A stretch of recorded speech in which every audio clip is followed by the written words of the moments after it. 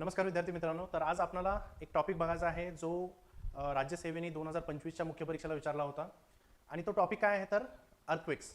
हे जे काही भूकंप आहेत त्या भूकंपावरती प्रश्न आला होता की भूकंपाची कारणे काय काय आहेत, what are the causes for the earthquake. आणि त्याच्यावर अजून एक प्रश्न होता त्याच्यावर की अर्थक्वेकचे जे काही झोन्स आहेत इंडियामधले ते तुम्हाला लिहायचे होते.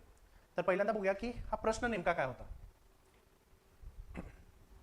आता बघा प्रश्न आहे, 9वा क्वेश्चन आला होता. 9वा प्रश्न हा होता की भूकंपाच्या कारणाची चर्चा करा. आता काय म्हटलेलं आहे, चर्चा करा असं म्हटलेलं आहे, लक्षात ठेवा.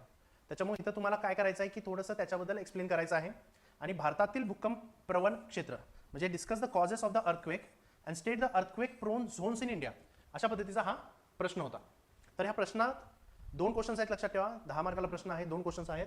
तर कॉजेस ऑफ द अर्थक्वेक एक तर तुम्हाला लिहायचं आहे आणि ते झाल्यानंतर earthquake prone zones in India हे तुम्हाला स्टेट करायचे, लक्षात घ्या. ठीक आहे. तर लक्षात घ्या, आता हा प्रश्न अजून एक लक्षात ठेवा, हा कुठेतरी आपण करंट अफेअर्सला लिंक करू शकतो. आता करंट अफेअर्सला का लिंक करायचं हे थोडंसं सांगतो. कारण का डिसेंबर 2025 मध्ये ब्युरो ऑफ इंडियन स्टँडर्ड्स 2025 साली ब्युरो ऑफ इंडियन स्टँडर्ड्सनी काय केलं होतं, अर्थक्वेक झोन जे आहेत इंडियामधले ते त्यांनी काय केले होते, रिवाईज केले होते. आणि टोटल 5 असे झोन्स त्यांनी आणले होते, लक्षात ठेवा. झोन 2 पासून झोन 6 असे नवीन त्यांनी झोन्स आणले होते. झोन 6 हा कम्प्लिटली नवीन त्यांनी आणला होता. त्याच्यामुळे कुठेतरी आपण हा म्हणू शकतो की जे काय प्रोन झोन्स आहेत इंडियामधले, अर्थक्वेक प्रोन झोन्स, ह्याच्यावरती प्रश्न विचारला असेल असं आपण थोडक्यात म्हणू शकतो. आता स्ट्रक्चरिंग, ह्या प्रश्नांचं स्ट्रक्चरिंग कसं असलं पाहिजे, उत्तर कशा पद्धतीने असायला पाहिजे, लक्षात ठेवा. इथं तुम्हाला इंट्रोडक्शन करायचं आहे. आणि आता इंट्रोडक्शन करत असताना तुम्ही काय करू शकता, याच्यामध्ये 2 गोष्टी लिहिता येतात आपल्याला. आताच आपण बघितलं की ब्युरो ऑफ इंडियन स्टँडर्ड्सनी जे काही झोनेशन आणलं होतं कशाचं, अर्थक्वेकचं, ते इथं तुम्हाला मांडता येईल. So bureau of Indian standards यांनी जे काही झोनेशन केलं होतं हे तुम्हाला मेन्शन करता आलं असतं. एकतर मुद्दा हा, किंवा दुसरा मुद्दा ह्याच्यामध्ये काय करता आलं असतं तुम्हाला, जे काही अर्थक्वेक्स आहेत किंवा भूकंप आहेत ह्याची डेफिनेशन टाकता आली असती. सो सिंपल हे डेफिनेशन करता येतं आपल्याला. ठीक आहे. आता हे झाल्यानंतर तुम्हाला बॉडी करायची आहे. पण बॉडीमध्ये करत असताना पहिल्यांदा काय लिहायचं आहे की पहिल्यांदा तुम्हाला कॉजेस फॉर द अर्थक्वेक हे अशा पद्धतीने तुम्हाला काय करणं अपेक्षित होतं, पहिल्यांदा हेडिंग द्यायची आहे. पण आता ते कॉजेस पण आहेत, हे कॉजेस तुम्हाला 2 सेक्शन्समध्ये करता येतात, नॅचरल कॉजेस आणि अँथ्रोपोजेनिक म्हणजे ह्युमन, मानवी कारणे. हे 2 गोष्टी तुम्हाला इथं मेन्शन करता आले असते. पण जेव्हा तुम्ही कॉजेस लिहित असता तर कॉजेस तुम्हाला एक्सप्लेन पण करायचे आणि त्याच्यावर काय करू शकता तुम्ही, ह्या दोन्हीला एक्झाम्पल्स देता येतात. ठीक आहे. आता एक्झाम्पल्स दिलेला आहात, पण फक्त एक्झाम्पल देऊन चालणार नाही, तर ह्याच्यामध्ये काही तुम्हाला डायग्राम्स वगैरे काढायचे आहेत. डायग्राम्स म्हणूया किंवा स्केच वगैरे तुम्हाला काढणं अपेक्षित होतं, लक्षात घ्या. ठीक आहे. तर हा तुमचा पहिला सेक्शन होता. दुसऱ्या सेक्शनमध्ये काय विचारलं होतं, अर्थक्वेक झोन्स ऑफ इंडिया.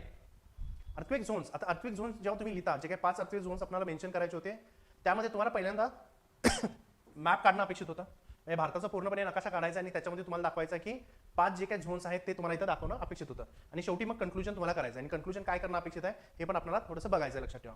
ठीक आहे.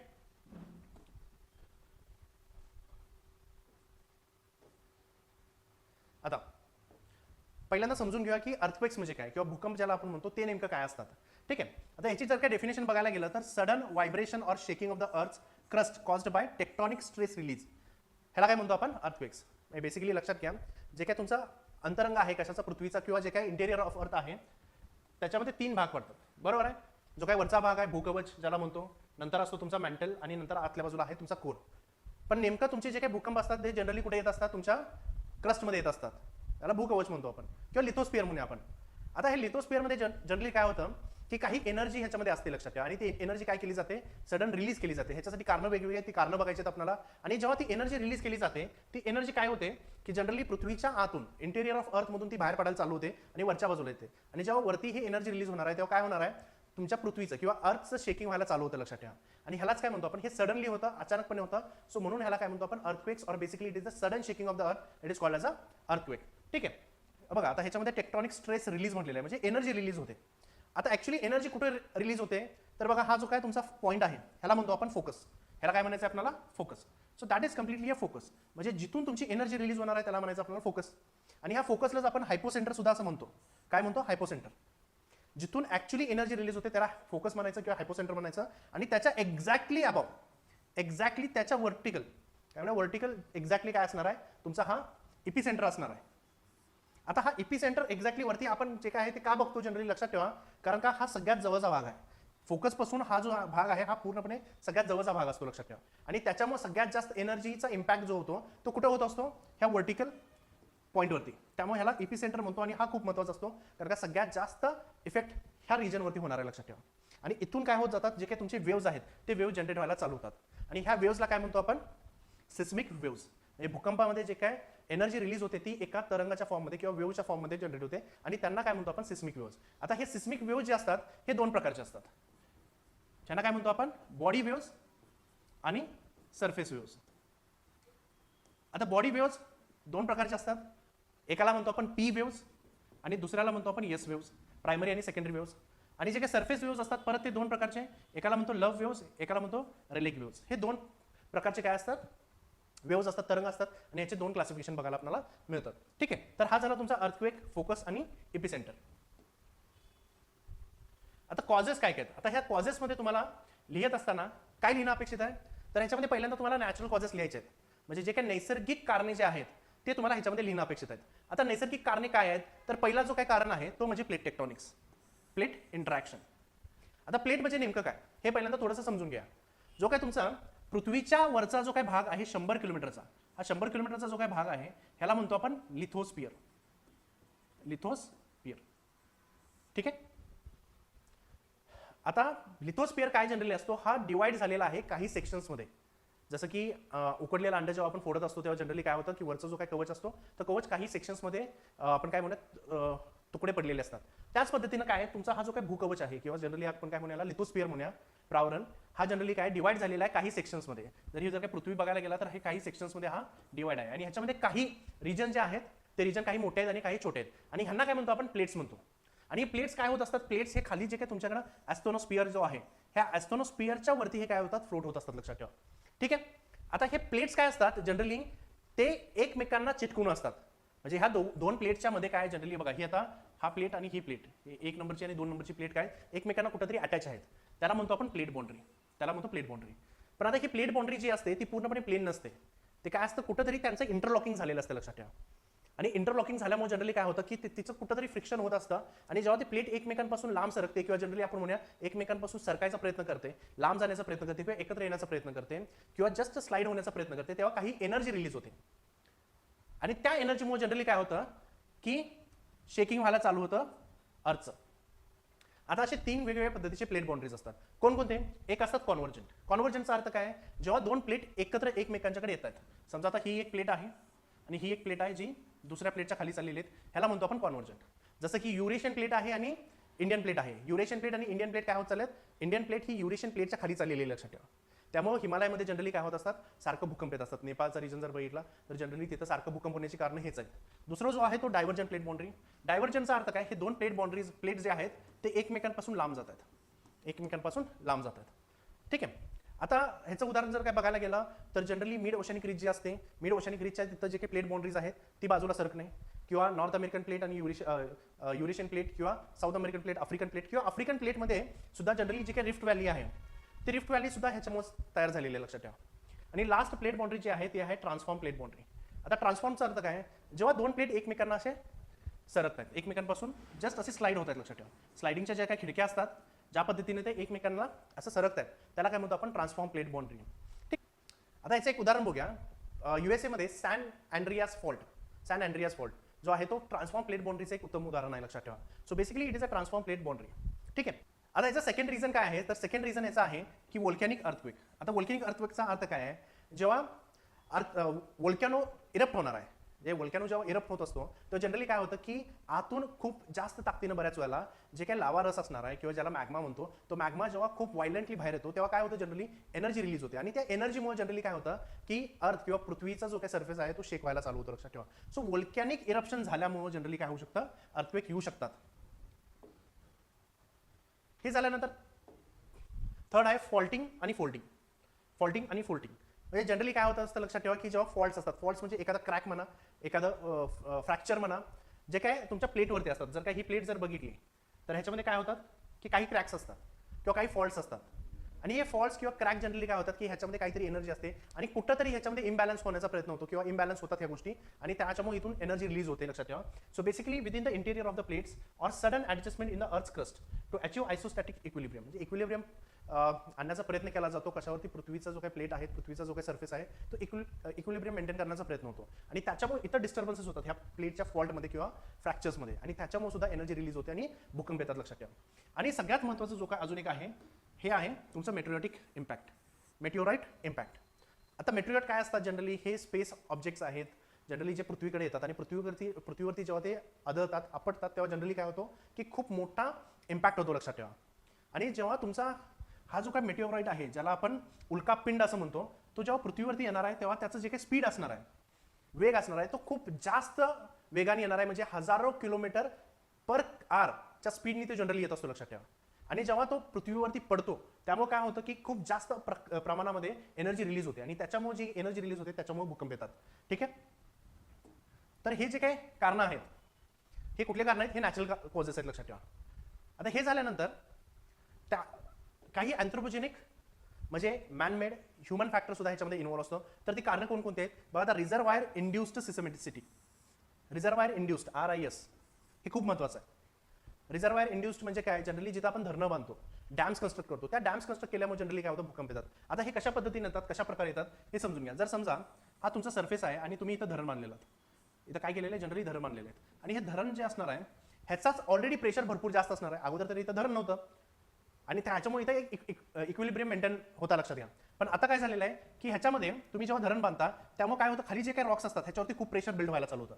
फक्त धरणामुळे होत नाही, तर जनरली धरणामध्ये तुम्ही जे काही पाणी अडवतो, जे पाणी अडवल्यामुळे पण जनरली काय होतं की याच्यावरती खूप जास्त फोर्स यायला चालू होतो, लक्षात घ्या. आणि खूप जास्त फोर्स आल्यामुळे जनरली काय होतं, जे काही खालचे रॉक्स आहेत त्या रॉक्सवरती प्रेशर आल्यामुळे जनरली इथं ब्रेकेज होण्याची शक्यता असते, डिसइक्विलिब्रियम तयार होतो आणि त्याच्यामुळे जनरली काय होतं की भूकंप याची शक्यता होते.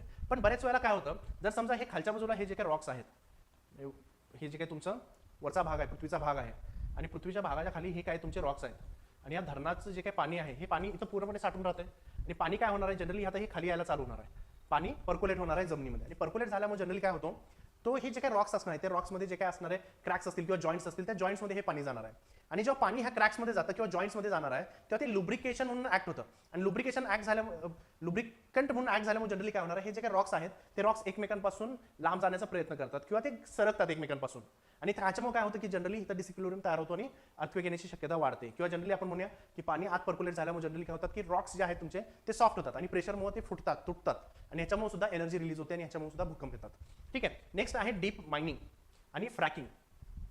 आता डीप मायनिंग फ्रॅकिंग म्हणजे जेव्हा आपण तेल वगैरे एक्स्ट्रॅक्ट करतो जमिनीतून, तर जनरली काय केलं जातं, ड्रिलिंग केलं जातं आणि ड्रिलिंग करत असताना काय होतं की जे काय आपले रॉक्स वगैरे खालचे जे काय रॉक्स आहेत ते रॉक्स काय करत असतो आपण त्यांना ब्रेक करत असतो आणि ते जनरली रॉक्स जेव्हा ब्रेक करत असतो तेव्हा सुद्धा काय होतं की ते रॉक्स ब्रेक झाल्यामुळे जनरली एनर्जी रिलीज होते आणि त्याच्यामुळे भूकंप येतात.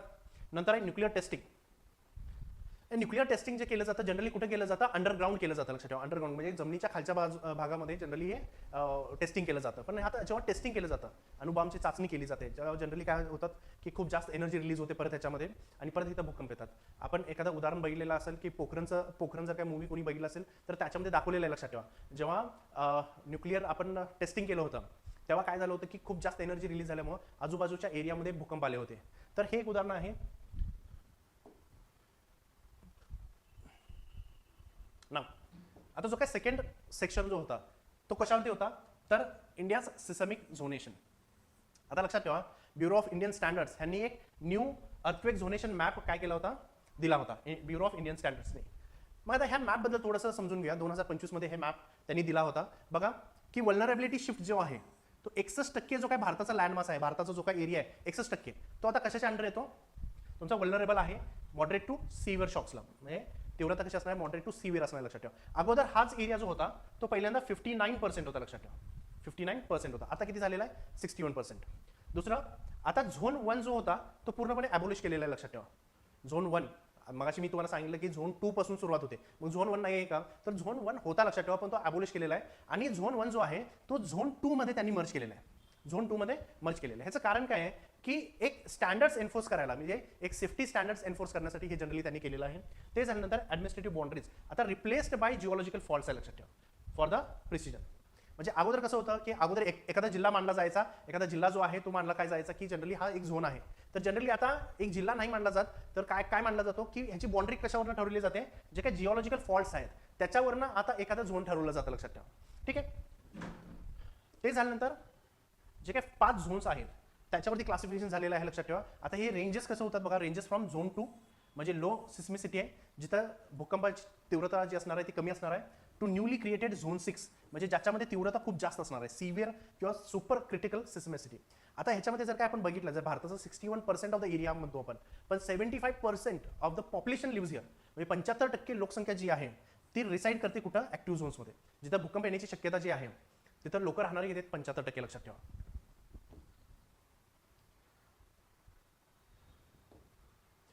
आता झोनेशन्स बघा ह्याच्यामध्ये काय आहेत, तर पहिला जो झोन आहे तो झोन 6 आहे, सुपर क्रिटिकल झोन म्हणून याला आपण न्यूली इंट्रोड्यूस कॅटेगरीमध्ये येतो. आता हा जर काय तुम्ही हा मॅप बघितला तर हा जो काय लाल कलर आहे पूर्णपणे, हा बघा हा लाल कलर जो आहे तो हा पूर्णपणे कशामध्ये येतो, तुमचा हाय रिस्क झोन म्हणूया किंवा सुपर क्रिटिकल झोनमध्ये येतो. ठीक आहे. ह्याच्यामध्ये आपण म्हणू शकतो की कंप्लीट एंटायर हिमालयन रेंज जी आहे ती कंप्लीट हिमालयन रेंज ह्या झोनमध्ये टाकलेली आहे. दुसरा जो आहे तो झोन 5 आहे, very high damage risk zone आहे, extremely vulnerable plain land and faults, covers Rann of Kutch. आता हा बघा हा रन ऑफ कच आहे किंवा ह्या 5 झोनच्या खालच्या बाजूला आहे, सॉरी रन ऑफ कच, आणि ह्याच्या खालचा जो काय भाग आहे हा पूर्णपणे ह्याच्यामध्ये येतो. आणि ह्याच्यामध्ये एक लक्षात घ्या की जो काय हा रिजन आहे म्हणजे महाराष्ट्रातला हा रिजन सातारा जिल्हा जो आहे तर सातारा जिल्ह्यामधला सुद्धा ह्याच्यामध्ये झोन येतो. ह्याचं कारण काय, कारण इथं आहे कोयना धरण, आणि ह्या कोयना धरणामुळे जनरली काय होतं, इथं भूकंप येतात, लक्षात घ्या. ठीक आहे. आणि याच्यामध्ये अंदमान निकोबारचा पण पार्ट येणार आहे, नॉर्थ बिहारचा पण पार्ट ह्याच्यामध्येच येणार आहे. आता राहिलेले बाकीचे जे काय तुमचे झोन्स आहेत, आता झोन 4, आता इंटेन्सिटी कशी आहे, MSK स्केल. आता हा स्केल आहे, लक्षात ठेवा. MSK काय आहे, हा स्केल आहे, आणि ह्या स्केलवरती त्यांनी काय सांगितलेलं आहे की 8 जर काय MSK स्केलच्या अंडर जे येत आहेत ते हाय डॅमेज रिस्कमध्ये येत आहेत. एक्झाम्पल काय आहेत, दिल्ली, बिहार, इंडो गँगेटिक प्लेन्स आणि कोयना रिजन. हे झाल्यानंतर झोन 3 इंटेन्सिटी किती आहे, MSK 7 मध्ये येतं, मॉडरेट डॅमेज रिस्क आहे, Mumbai, Pune, Nashik and large part of peninsular Deccan trap.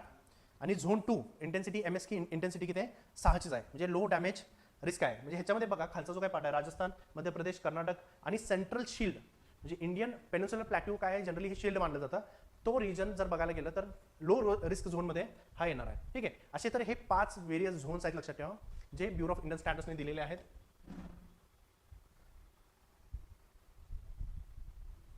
आता ह्या प्रश्नाचं कन्क्लुजन कसं करणं अपेक्षित होतं बघा, India's unique lithospheric position, lithospheric म्हणून आपण काय इंडियाची जी काही प्लेट आहे त्याची पोझिशन म्हणून आपण रिक्वायर्स रोबिस्ट जिओलॉजिकल अंडरस्टँडिंग. आता हे समजून घेणं अपेक्षित आहे, म्हणजे जिओलॉजी म्हणजे रॉकचं जे काही स्ट्रक्चर्स आहे ते समजून घेणं अपेक्षित आहे, फॉल्ट्स कुठं आहेत, फोल्ड्स कुठं आहेत हे समजून घेणं अपेक्षित आहे.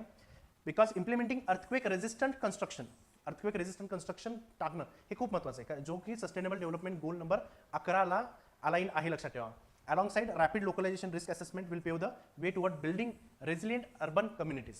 म्हणजे जर काही अर्बन एरिया तुम्हाला जर काही रेझिलियंट बनवायचा असेल तर तुम्हाला अर्थक्वेक्स कुठे कुठे येऊ शकतात ते तुम्हाला माहित असणं अपेक्षित आहे. तर ह्या प्रश्नाचं उत्तर अशा पद्धतीने थोडंसं लिहिणं आपल्याला अपेक्षित होतं, स्ट्रक्चरिंग अशा पद्धतीने करणं अपेक्षित होतं, आणि काय काय लिहायचं आहे हे सुद्धा आपण बघितलेलं आहे. ठीक आहे.